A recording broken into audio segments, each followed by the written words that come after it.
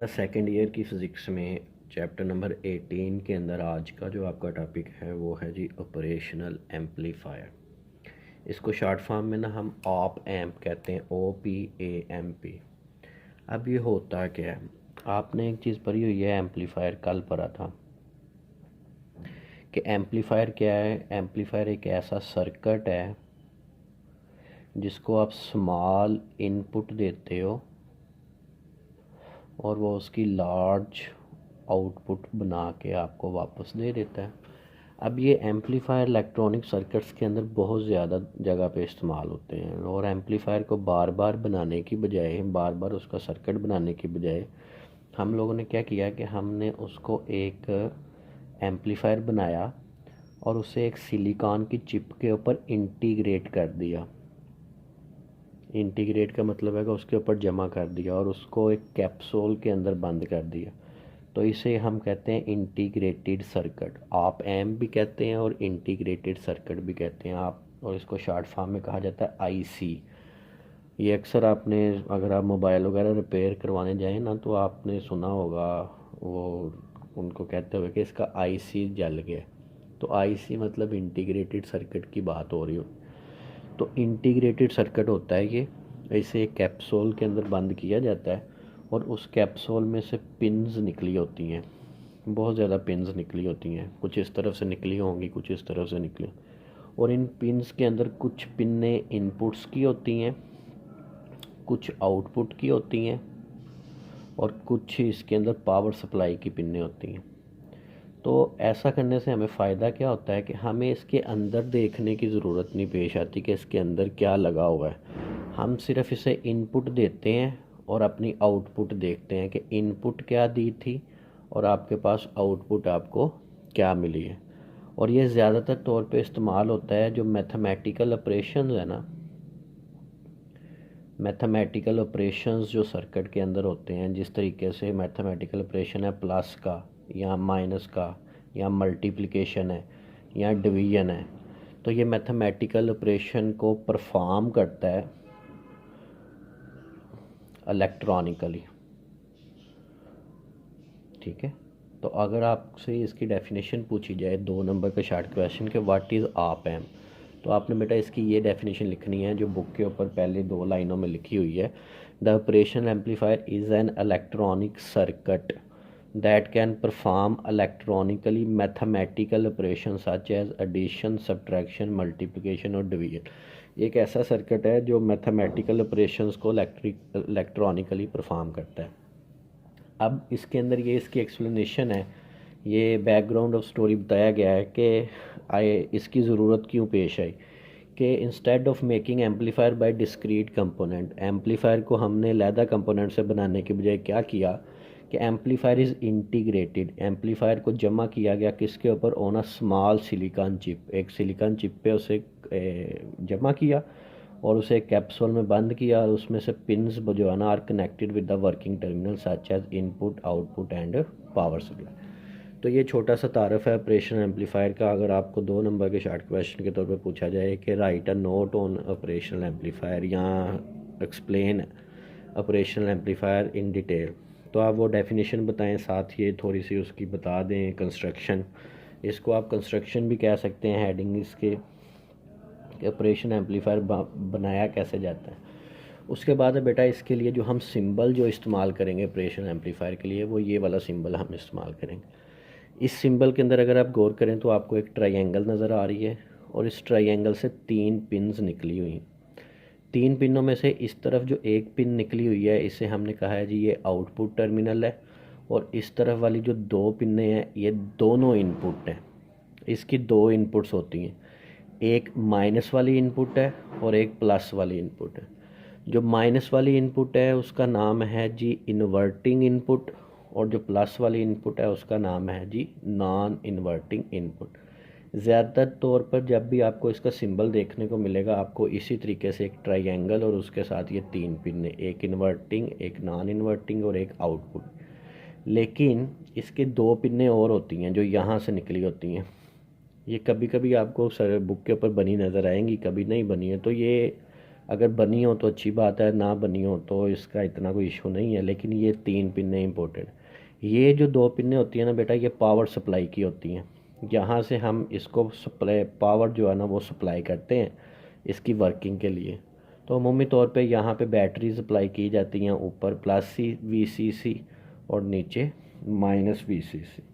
तो ये power supply, ये 2 पिनें ऑप्शनल हैं, लेकिन ये जो 3 पिनें हैं ना ये इंपॉर्टेंट है, जिसके अंदर 2 इनपुट की हैं और 1 आउट।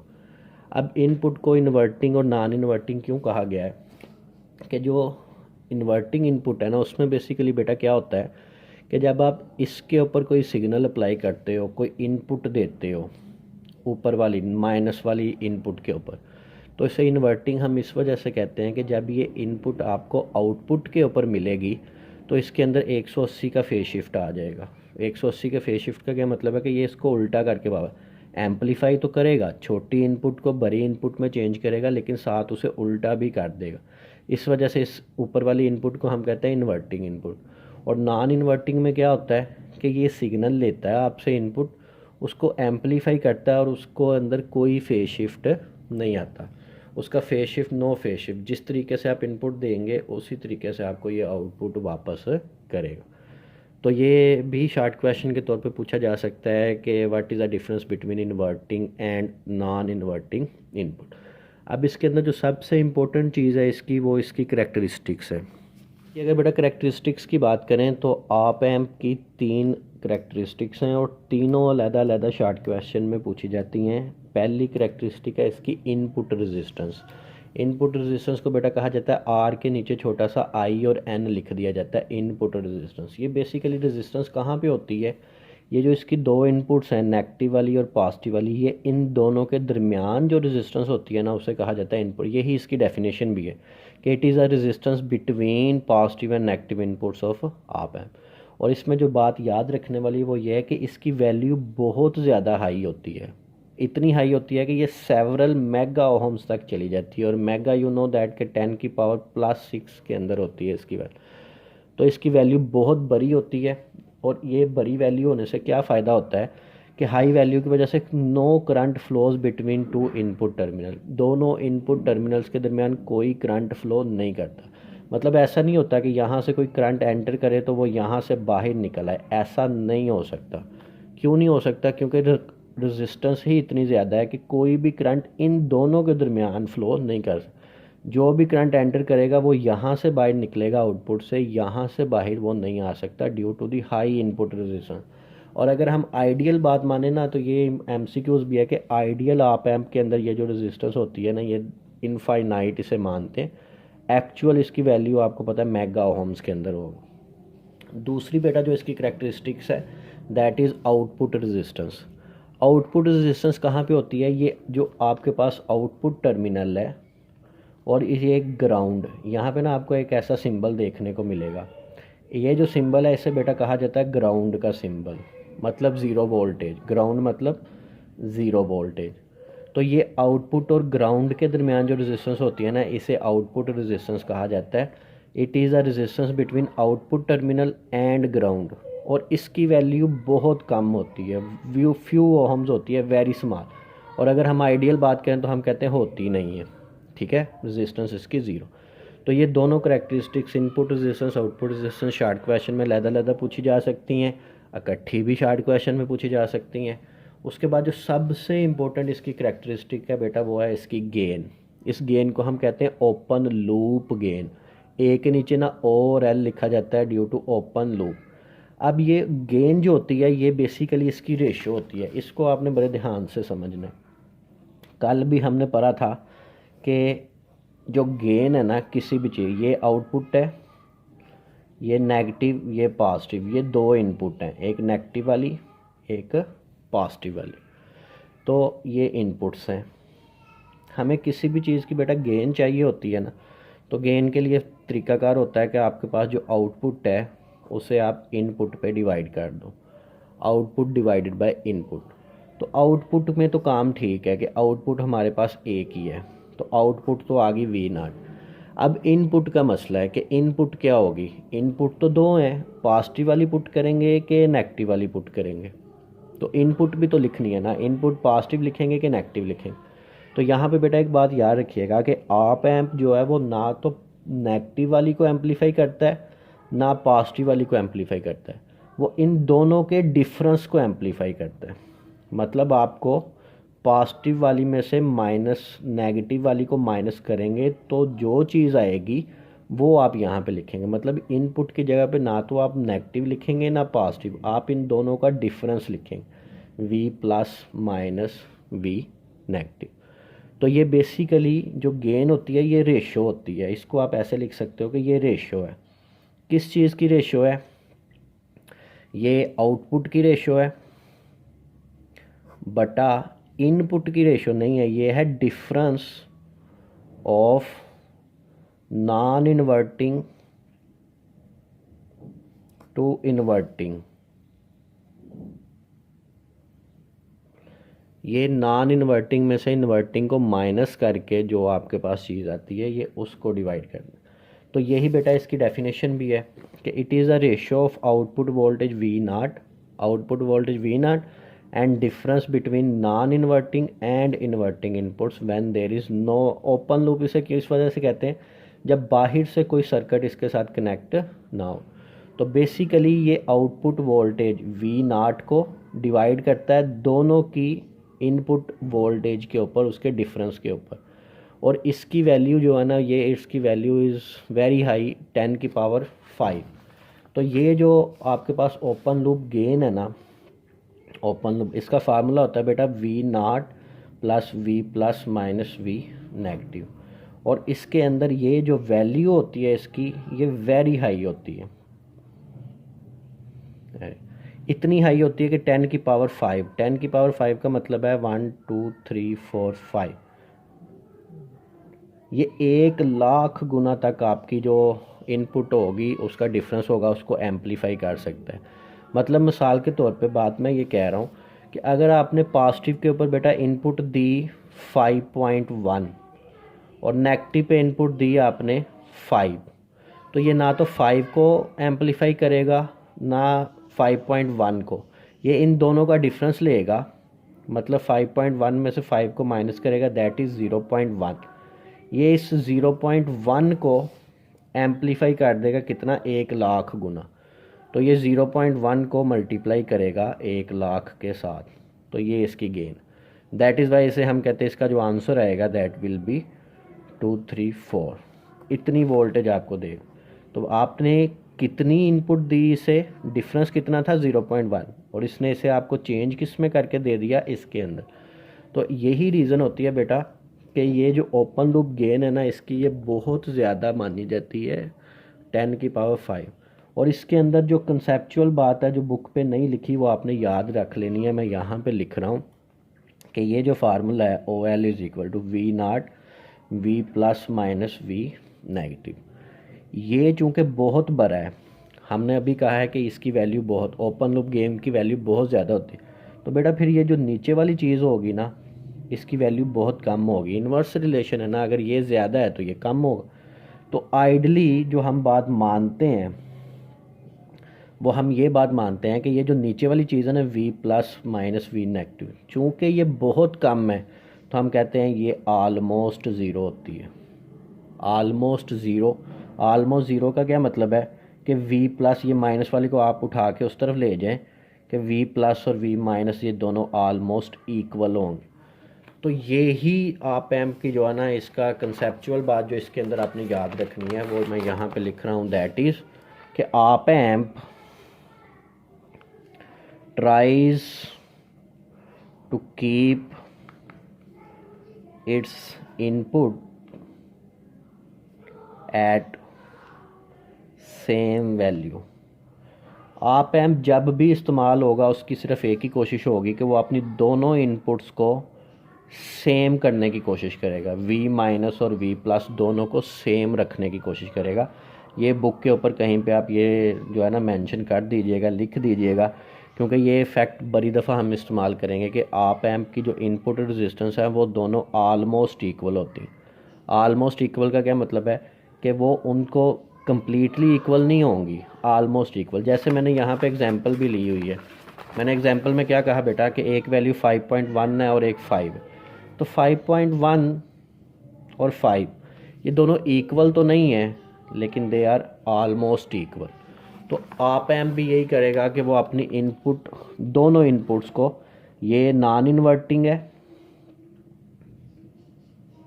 और ये इन्वर्टिंग है, ये इन्वर्टिंग और नॉन इन्वर्टिंग इनपुट्स को हमेशा सेम रखने की कोशिश करेगा। जब भी ये इस्तेमाल होगा ये इसको सेम ही रखने की कोशिश करेगा।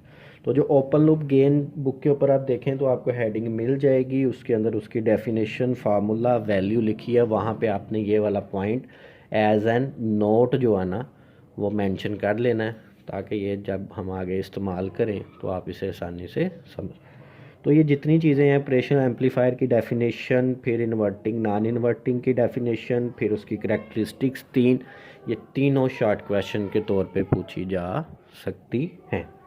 6 के आगे ना एक हेडिंग लिखी हुई है, आप है एज एन इन्वर्टिंग एम्पलीफायर। ये लॉन्ग क्वेश्चन है, ये आपका इस चैप्टर का चौथा लॉन्ग क्वेश्चन है, इंतहाई आसान है, छोटा सा है। इसकी सर्किट डायग्राम आपने समझ। सबसे पहले तो इसकी हेडिंग को देखें। इसमें वो कह रहा है आप एम्प को आपने इस्तेमाल करना है एज एन इन्वर्टिंग एम्पलीफायर, कि इसको आपने इन्वर्टिंग एम्पलीफायर बनाना है। और इन्वर्टिंग हमें पता है माइनस वाला होता है, तो मतलब इसके अंदर ये प्लस वाले का तो कोई रोल नहीं है। तो प्लस वाली वोल्टेज को हम बेटा सीधा सीधा उठाएंगे और इसे ग्राउंड कर देंगे, मतलब ये प्लस वाली इस्तेमाल ही नहीं होनी। तो ग्राउंड करने का क्या मतलब है कि ये 0 वोल्ट, प्लस पे हमने कुछ नहीं दिया, प्लस को हमने 0 कर दिया। अब हमने इसमें से सिर्फ ये वाली इसकी इनपुट इस्तेमाल करनी है, और यहाँ पे हम क्या करेंगे, इसके ऊपर हम सिग्नल अप्लाई कर देंगे। इनपुट वैल्यू यहाँ पे वी इन अप्लाई करेंगे, और ये वी इन जो आपने अप्लाई किया है ये डायरेक्ट नहीं किया, ये यहाँ पे आपने इसके रास्ते में एक रेजिस्टेंस लगाई है और फिर इसे अप्लाई किया, दैट इज़ R1 रेजिस्टेंस लगाई है आपने। जब आपने R1 रेजिस्टेंस लगाई है तो इसके अंदर I1 करंट फ्लो करे। एक रेजिस्टेंस बेटा यहाँ पे है और एक इस सर्किट के अंदर आपने कनेक्शन करना है, यहाँ आउटपुट से वैल्यू उठानी है और एक ये वैल्यू यहाँ पे आपने एक रेजिस्टेंस यहाँ पे लगा देनी है। ये इसको as an amplifier, inverting amplifier इस्तेमाल करने के लिए ये वाली सर्किट डायग्राम आप इस्तेमाल करेंगे। This is resistance number 2 R2, और इसमें से जो करंट गुजर रहा है दैट इज़ बेटा I2। अब इस पूरे सर्किट के अंदर पुत्र अगर आप देखें तो यहाँ पे जो है ना हमारी आउटपुट, यहाँ से हम अपनी आउटपुट लेंगे, दैट इज़ आउटपुट, जिसे हम VO कहेंगे। अब इसके अंदर ये आउटपुट है, ये आपके पास इनपुट है, और ये इनपुट आपने कहाँ अप्लाई की है, नेगेटिव के ऊपर। पॉजिटिव वाला 0 है, पॉजिटिव वाला क्या है जी 0। ये जो दो मैंने आपको बैटरीज बताई हुई हैं ये पावर सप्लाईज हैं, ये पावर सप्लाईज को चलने के लिए रेजिस्टेंस R1 हमने खुद लगाई है, रेजिस्टेंस R2 भी हमने खुद लगाई है, लेकिन ये इसके अंदर जो करंट फ्लो किया है I1 और I2 ये हमें नहीं पता कि ये करंट कितना फ्लो कर रहा है। तो जो हम कैलकुलेशन करेंगे वो पहले हम ये करंट जो है ना इसको मेजर करने के लिए करेंगे कि I1 की वैल्यू कितनी है और I2 की वैल्यू कितनी है। तो इसके लिए बेटा जो हम कंसेप्ट इस्तेमाल करेंगे, पहली बात as we know that, circuit से पता चल रहा है, एज़ वी नो दैट जो बात हमें पता है वो ये है कि जो B प्लस वाली वोल्टेज है ना वो 0 वोल्ट है। 0 वोल्ट मतलब वो ग्राउंड पे है। और अभी मैंने आपको MCQs लिखवाया है जो ये वाला है कि आप amp tries to keep its input at same value, कि आप एम्प ने क्या करना है, उसने अपनी वैल्यूज़ को सेम रखना है। तो अगर V प्लस वाली 0 है तो V माइनस वाली भी क्या होगी, वो भी 0 वोल्ट होगी, क्योंकि आप एम्प की कोशिश है कि ये दोनों सेम रहें। और ये कैसे होगा, इसके लिए वी नो दैट, यहाँ पे आप हिंट देंगे कि वी नो दैट के जो ओपन लूप गेन है, ओपन लूप गेन वो वेरी हाई होती है, बहुत ज़्यादा है। तो अगर ओपन लूप गेन बहुत ज़्यादा है मतलब 10 की पावर 5 के अंदर है, देन उसकी वजह से क्या होगा कि V plus is almost equal to V minus. तो अगर V प्लस 0 पे है तो V माइनस ऑटोमेटिकली 0 पे होगा। V प्लस तो एक्चुअली 0 पे है तो इसको बेटा कहते हैं ग्राउंड, और V माइनस एक्चुअली 0 पे नहीं था, इसको आप एम्प ने 0 किया तो इसको बेटा कहते हैं virtual ground, virtually eight ground. Virtual का मतलब होता है कि फ़र्ज़ी तौर पे, ख्याली तौर। तो ये इसको, ये कंसेप्ट का नाम है कंसेप्ट ऑफ वर्चुअल ग्राउंड, कि वी प्लस वाला एक्चुअली ग्राउंड पे था, ये एक्चुअली ग्राउंड था, और जो वी माइनस वाला है ना, ये वर्चुअली ग्राउंड पे आ गया है, ये ग्राउंड पे नहीं था। तो अगर ये 0 वोल्ट है तो इससे भी हम क्या लिखेंगे, 0 वोल्ट। तो now we want to find कि करंट कितना गुजरेगा। तो करंट पता करना है फॉर R1। सबसे पहले हम पता करेंगे करंट थ्रू R1, कि R1 में से कितना करंट गुजरेगा। तो आपको पता है ओहम्स लॉ करंट ये करने के लिए इस्तेमाल होता है। तो R1 का जो करंट होगा उसका नाम है बेटा I1, और उसके लिए हमें दो चीज़ें चाहिए, एक वोल्टेज कितनी, दूसरा रेजिस्टेंस कितनी। तो I1 पता कर रहे हैं तो रेजिस्टेंस तो बेटा R1 ही इस्तेमाल होगी। तो I1 is equal to R। मसला ये है कि वोल्टेज कितनी यहाँ पे लिखेंगे। तो हम बेटा यहाँ सर्किट से देखेंगे R1 को, और R1 के देखेंगे कि इसके दोनों तरफ वोल्टेज कितनी है। R1 के एक तरफ वोल्टेज का नाम क्या है, V इन, और दूसरी तरफ वाली वोल्टेज का नाम क्या है, V माइनस। तो ये दो वोल्टेजेस हैं, करंट यहाँ से इधर से उस तरफ जा रहा है, तो आप V इन में से माइनस कर दोगे V नेगेटिव, तो ये वोल्टेज आएगी इसके, V इन माइनस वोल्टेज। यहाँ पे वैल्यू सब्स्टिट्यूट कर दो, I1 is equal to minus V in बटा, और ये प्लस V इन, और ये जो माइनस V नाट है, V naught is equal to 0 है, तो यहाँ पे 0 लिख देंगे। R1, तो जो करंट आएगा I1 that is equal to V in divided by R1। तो ये आपके पास पहला करंट आ गया, करंट नंबर 1। सेम स्टोरी हम करंट पता करेंगे, करंट थ्रू R2, कि R2 में से कितना करंट है। तो उसके लिए भी बेटा फार्मूला यही है, again current is equal to voltage बटा रेजिस्टेंस। तो हम I2 के लिए अब देखेंगे कि उसके दोनों तरफ रेजिस्टेंस तो R2 वाली आएगी यहाँ पे, क्योंकि R2 का करंट है I2। तो हम देखेंगे अब कि इसके दोनों तरफ वोल्टेज कितनी है R2 के। तो ये सर्किट अगर आप देखें तो सर्किट R2 के बेटा एक तरफ वोल्टेज है माइनस वाली V माइनस, और एक तरफ वोल्टेज है इसके आउटपुट वाली V नाट। तो इसको भी हम ऐसे V माइनस माइनस V नाट ऐसे करके लिख देंगे। और ये जो माइनस है ना, ये V के नीचे लिखा हुआ है सबस्क्रिप्ट के अंदर, तो इसका ख्याल करना है। तो यहाँ पे भी वैल्यू सब्स्टिट्यूट कर दें, वैल्यू सब्स्टिट्यूट की तो दिस इज़ इक्वल टू 0, ये V नाट बटा R2। तो बेटा जो I2 आएगा that is equal to minus V2 over R2। तो दिस इज़ इक्वेशन नंबर 2। अब चैप्टर नंबर 3 के अंदर आपने एक लॉ पढ़ा हुआ है जिसे कहते हैं किरचॉफ करंट लॉ, KCL। तो किरचॉफ करंट लॉ कहता है कि जितना करंट किसी सर्किट में एंटर करता है उतना ही करंट उस सर्किट से लीव भी करता है, कि entering current must be equal to leaving current. तो यहाँ पे अगर आप गौर करें ना, तो I1 एंटर कर रहा है, I2 लीव कर रहा है, तो जितना I1 होगा उतना ही I2 भी होगा। तो इन दोनों की वैल्यूज़ हम निकाल चुके हैं, ये वैल्यूज़ बेटा यहाँ पे सब्स्टिट्यूट कर दें। ये V इन बटा R1, और ये माइनस V नाट बटा R2। इसको थोड़ा सा रीअरेंज करेंगे। रीअरेंज कैसे करेंगे कि R2 बेटा इस तरफ आ जाएगा ऊपर, R2 बटा R1, और V नाट और ये V इन नीचे चला जाएगा। ये माइनस का साइन भी था, चाहे इस तरफ लिख दें चाहे इस तरफ, तो बुक के ऊपर इस तरफ लिखा हुआ है तो इधर इधर ही लिख देते हैं। तो ये अब देखें, अगर आप VO बटा V in is equal to minus R2 बटा R1, तो आउटपुट बटा इनपुट, आउटपुट बटा इनपुट, यू नो दैट के आउटपुट बटा इनपुट क्या होती है, गेन। तो गेन किसके इक्वल आई, माइनस R2 बटा R1। तो ये बेटा आपके पास गेन होगी किसकी, operational amplifier as a non inverting, आप amp as a non inverting amplifier. इसके अंदर अगर आप चीज़ गौर करें फार्मूले के अंदर कि जो गेन है उसके अंदर सिर्फ दो चीज़ें आ रही हैं, R2 और R1। मतलब कि ये जो सर्किट है इसकी गेन सिर्फ इस बात पे डिपेंड करती है कि R2 की वैल्यू कितनी है, R1 की वैल्यू। इसके अंदर क्या हुआ, किस तरीके से आप एम्प ने इसे दोनों को सेम कर दिया, ये उस चीज़ पे डिपेंड नहीं करती।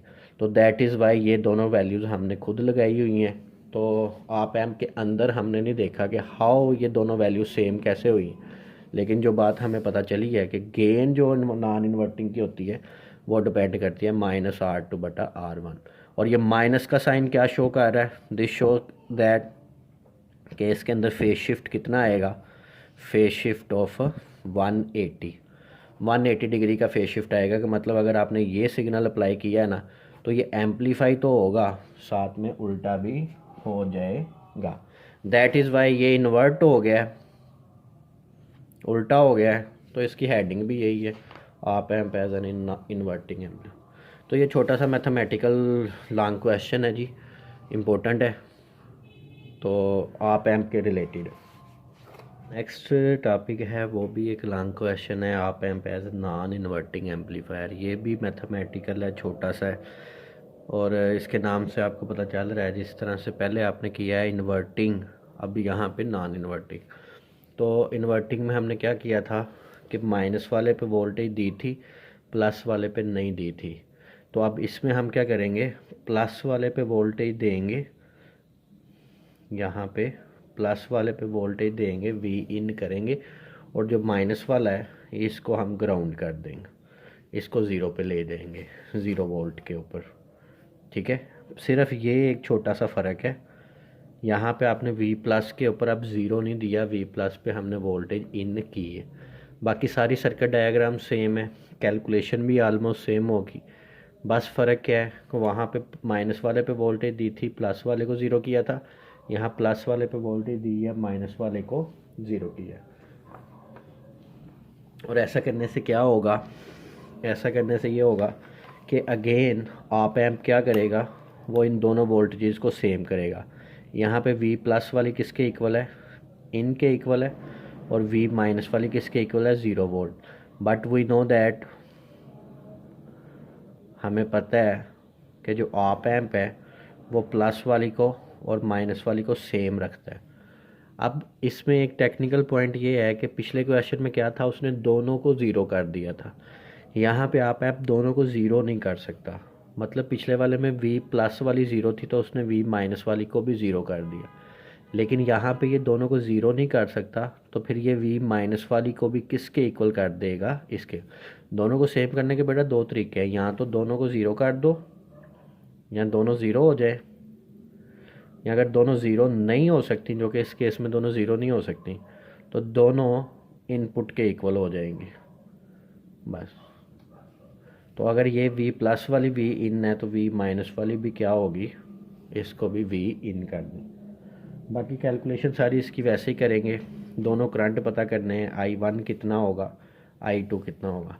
तो अगेन करते हैं जी। सो करंट थ्रू R1 का जो करंट होगा that is I1 divided by R1। तो R1 के दोनों तरफ आप वोल्टेज देखो, एक तरफ वोल्टेज कितनी है V इन, और एक तरफ वोल्टेज कितनी है 0 वोल्ट। तो R1 के जो दोनों तरफ वोल्टेज है, एक 0 माइनस V नेगेटिव वाली, तो V नेगेटिव वाली की वैल्यू पुट करो, R1 is equal to V in divided by R1। तो ये आपके पास पहली वोल्टेज आ जाएगी R1 की। This is equation number 1। अब दूसरी वोल्टेज अगर पता करें हम, दूसरा करंट पता करें अगर हम, तो current through R2 that will be equal to I2 is equal to R2। तो R2 के बेटा दोनों तरफ देखें कि क्या वोल्टेज है। R2 के एक तरफ वोल्टेज V माइनस वाली है, इसमें से किसको माइनस करेंगे, दूसरी तरफ वाली वोल्टेज क्या है V नॉट, तो V नॉट को इसमें से माइनस कर दें। अब V नेगेटिव की वैल्यू पुट कर दें, V नेगेटिव किसके इक्वल है, V नेगेटिव V इन के इक्वल है।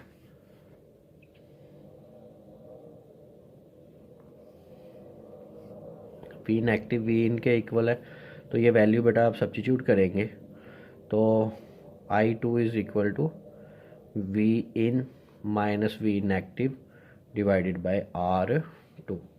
तो ये आपके पास वोल्टेज आ गई, वोल्टेज नंबर सेकंड। तो ये आपके पास बेटा करंट आ गया जो R2 में से गुजर रहा है, एक करंट ये है, एक current. So again by KCL Kirchhoff current law, वो करंट ला आप यहाँ अप्लाई करेंगे तो I1 must be equal to I2। तो दोनों की वैल्यू सब्स्टिट्यूट कर दो। Minus V in divided by R1 is equal to V in minus V0 divided by R2।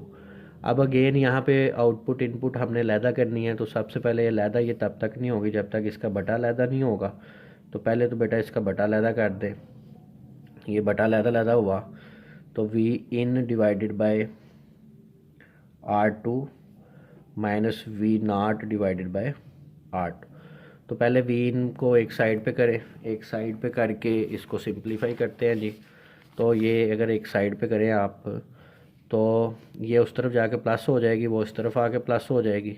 तो वी नाट बटा R2 इस तरफ आ गया तो ये प्लस हो गया। ये यहाँ पहले ही मौजूद था R2 और ये दूसरी तरफ जाके ये प्लस का हो जाएगा we in divided by R1। तो यहाँ से बेटा आप इन दोनों में से वी इन को कॉमन ले लें, अंदर बचा 1/R2 ओवर 1/R1। तो V naught divided by R2 V in, LCM लिया इसका, इसका एलसीएम आया R1 बटा R2। तो R2 से कट गया तो ये R1 आ गया और यहाँ पे R2। तो इधर वाला R2 इधर वाले R2 से कट गया, वी नाट ये वी इन नीचे आके डिवाइड हो जाएगा।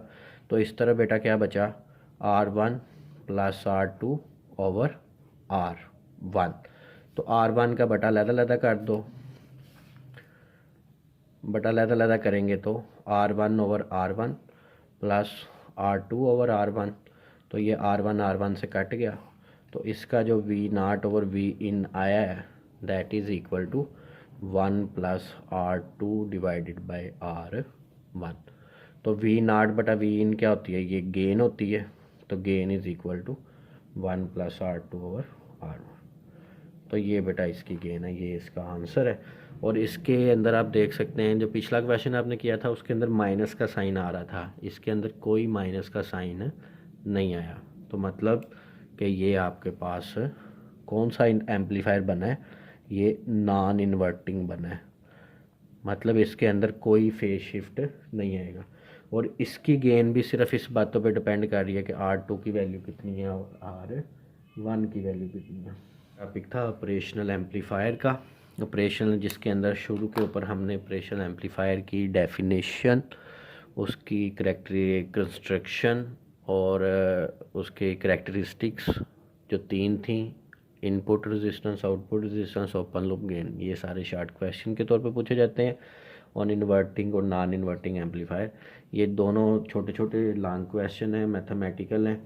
तो दोनों इकट्ठे भी एक दफ़ा दोनों जो है ना वो इकट्ठे भी पूछे थे कि इन्वर्टिंग और नॉन इन्वर्टिंग दोनों लिखने थे। तो अदरवाइज़ ये लैदा ही आते हैं, लेकिन इसके साथ अगर वो नॉन इन्वर्टिंग पूछेगा तो साथ शुरू पे कोई डेफिनेशन जोड़ लेगा। जैसे वो ये कह सकता है कि define open loop gain and find the gain of op amp as non inverting या इन्वर्टिंग। तो ये बेटा आज का आपका लेक्चर था, चैप्टर नंबर 18 का लेक्चर नंबर 4। और इसके अंदर हमने 2 लॉन्ग क्वेश्चन किए हैं और शुरू पे शॉर्ट क्वेश्चन थे। अच्छा, आपका ना इस टॉपिक से पहले ना एक छोटा सा टॉपिक था ट्रांजिस्टर एज अ स्विच, तो वो मैं अभी स्किप किया है उसको, तो वो मैं आपको बाद में करवा दूंगा।